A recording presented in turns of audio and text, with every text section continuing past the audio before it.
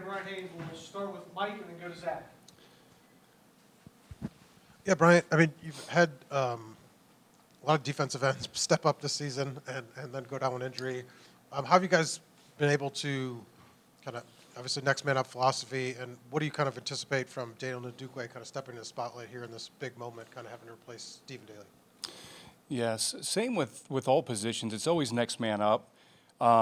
So I expect that when Daniel Ndukwe's number is called, that he'll be ready just like everybody that came before him and everybody that's going to come after him as well. And again, that's regardless of position. You know, we had some issues at linebacker during the middle of the year, whether it be Jeff Utzinger that shows up in there, Caden Turner. There's a job description that needs to be done.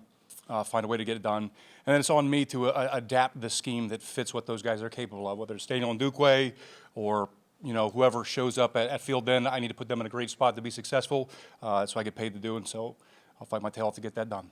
We'll stand left with Zach and then go to Matt. I actually wanted to, forgive me, ask about something other than the Rose Bowl for just a second, but you and Coach Shanahan have been together for a long time here, and I'm curious just for like your memories of whether it was sort of working around him back in your days, like IUP, et cetera. I don't know if like you guys ever like roomed together when you were, Coach Signetti loves to talk about how he hired you at $7,000 a year or whatever. I don't know if you ever had to share like a 1-bedroom apartment or anything like that, but just, if there are ever moments where you think about talking football back then in a way that maybe you guys would have said, well, when we get our shot, this is the way we'll call plays, or this is the way we'll scheme offense or defense or whatever. If there are ever moments when you think back to kind of those days early in your careers together. Yeah, so I can take that a number of ways. Our time at IUP, Coach Shanahan and I, our time did not cross over. So funny story about that, though. Coach Signetti had a house for all the young coaches that weren't making a whole lot of money. And the bathroom of the house actually ended up caving in right after I moved out.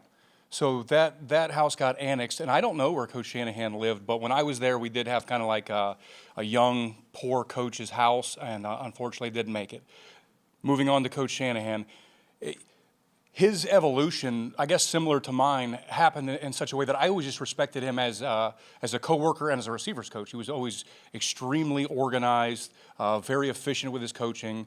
And I remember when Coach Shane Montgomery left JMU, I remember thinking and talking to the other guys on the staff, like, Shanny's the guy. Like, Shanny is a no-brainer hire here as the OC. I think we all felt that way because anybody that's been around Shanny knows how capable he is.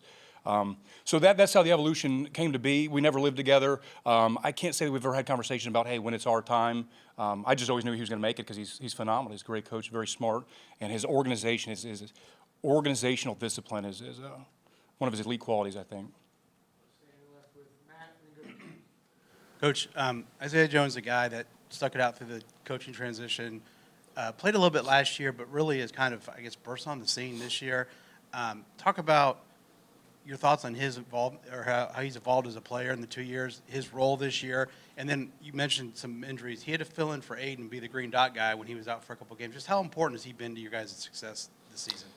Yeah, Bones he's been awesome. I always knew that he was capable of what you guys are saying. There was never a doubt in my mind.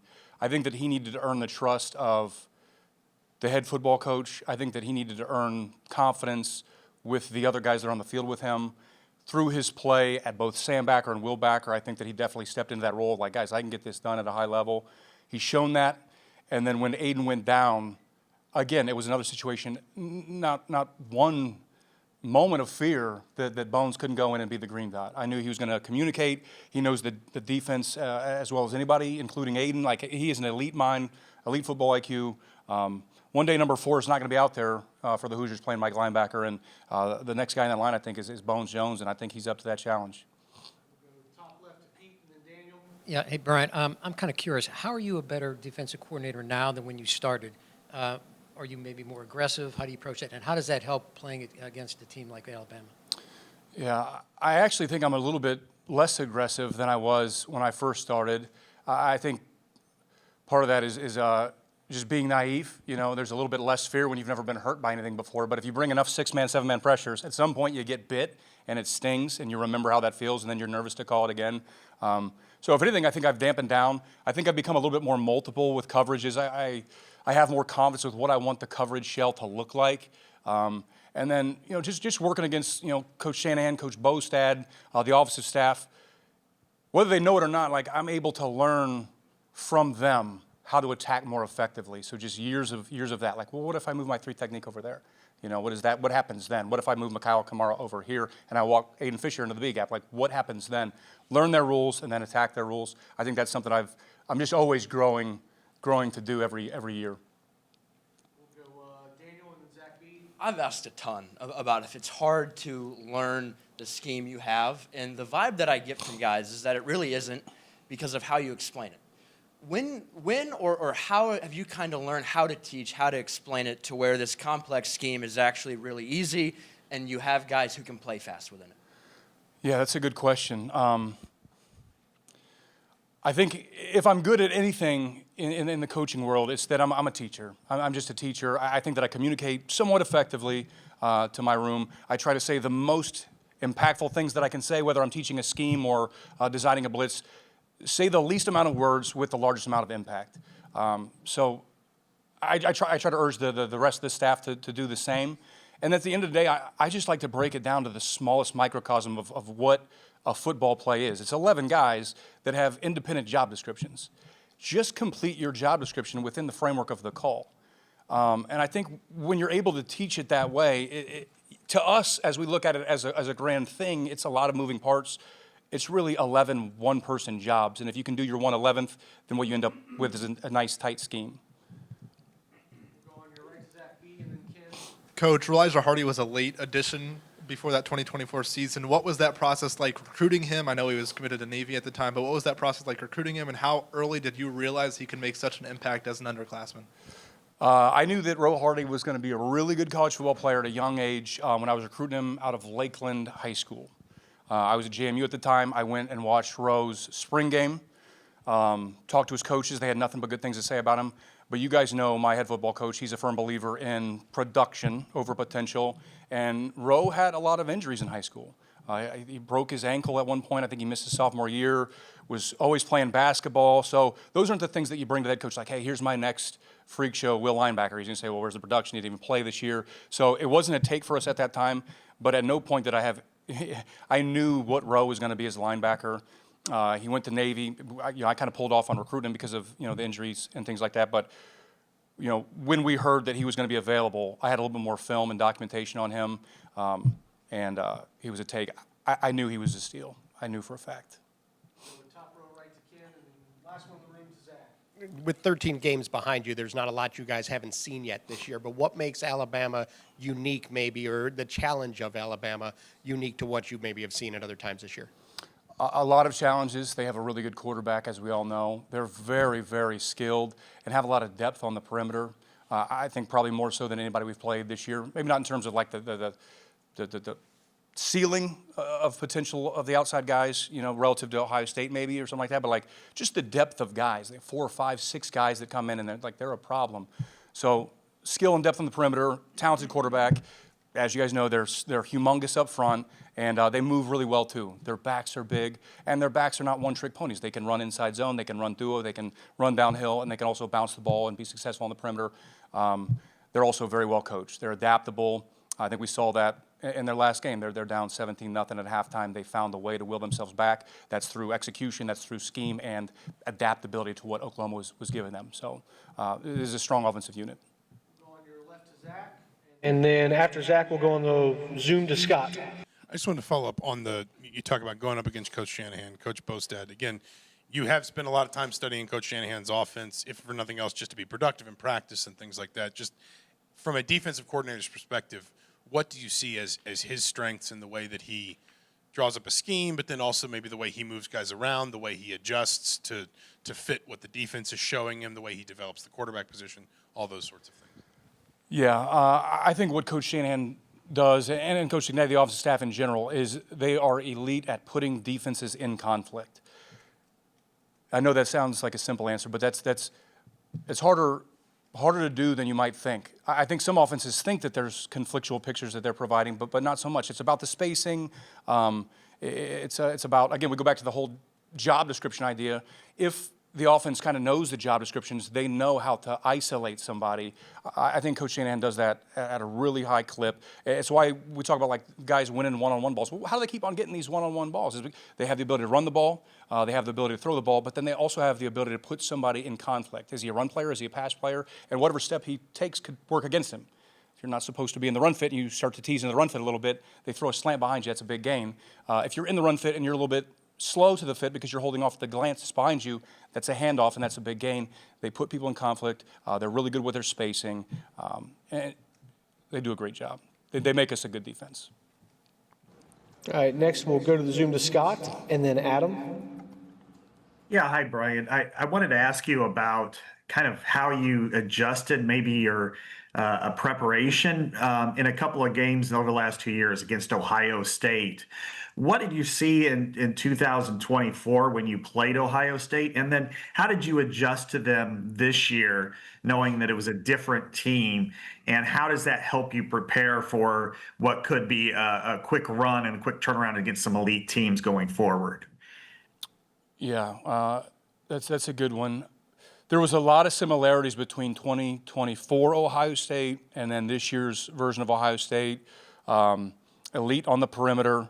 The slot that they had last year was really good, whereas this year they had Carnell Tate, another outside guy.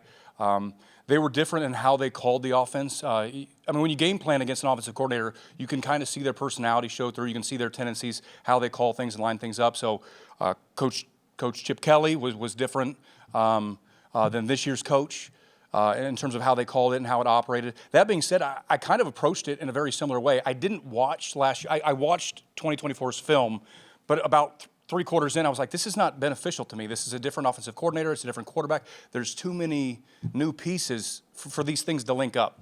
So I started the game plan from scratch and just stuck to what we did a little bit more. I think I was a little bit too nervous going against Ohio State last year. Like, oh my goodness, we don't have an answer for number 4. Well, why don't we be true to who we are? D'Angelo Pons is a pretty good corner too. Like, why don't we just stick to what we do best? I thought I trended towards that more in this year's game against Ohio State. And I think that's going to play out as we get rolling here in the playoffs as well. At the end of the day, we need to fall back on what we're successful doing.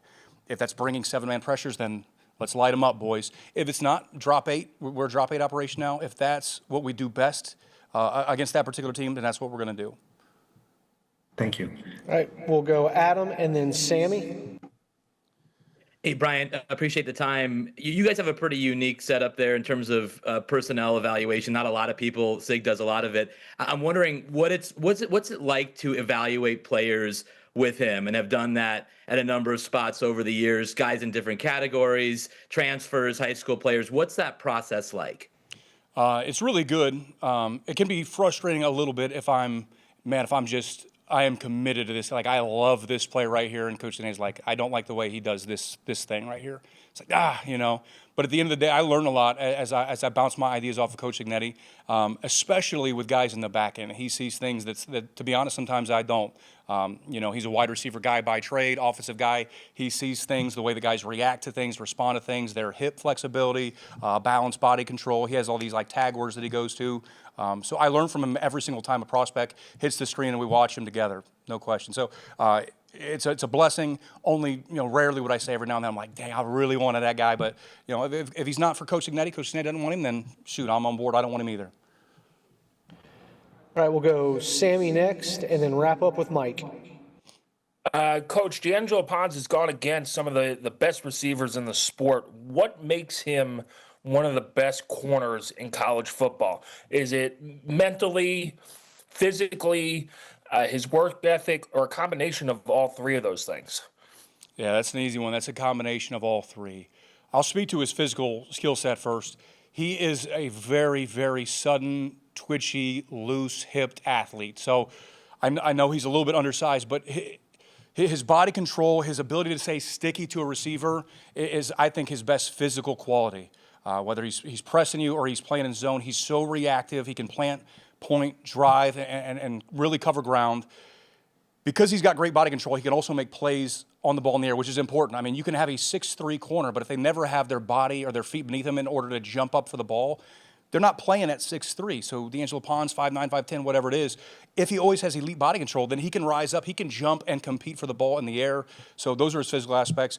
Speaking to his mental ability, I can't say enough about his film study. I mean, I talk so much about, Bones Jones, Aiden Fisher, how smart they are from a football perspective. D'Angelo Pons in that same category. I mean, he understands splits, he understands release points, different RPOs. He's got a great mind for the game, and his competitive spirit is elite. I mentioned this to everybody I talked to about D'Angelo because people don't understand. D'Angelo Pons is not going to let you catch a ball in walkthrough, not in practice, not in Indy, not in the circuits. Like, he's going to compete with every fiber of his being on every single play, and that's unique. All right, we'll go to Mike Schumann to wrap us up. Yeah, hey, Coach, I wanted to go back to Isaiah Jones. He played about 300 more snaps than last year, and I know some of that was filling in for Aiden when he was hurt, but it doesn't seem like it accounts for all of it. So kind of going back to your point about adaptability, like how much have you had to say, okay, this guy's really good, I got to figure out a way to get him on the field more often? Yeah, that was a big part of his maturation within the system too. It's like how can you keep that guy off the field? He's so productive when he's out there. So I used to only do the 4-3 stuff against 12 personnel or like bigger groupings. They have to bring 2 or 3 tight ends in the game for me to go into this like 4-3 package. Now I'll do it against 11 personnel, 10 personnel. I can put him to the field. I can put him to the boundary. We have some 3-3 stuff that we do. And to your point, I mean, what that is that Bones is one of the best 11 guys on defense.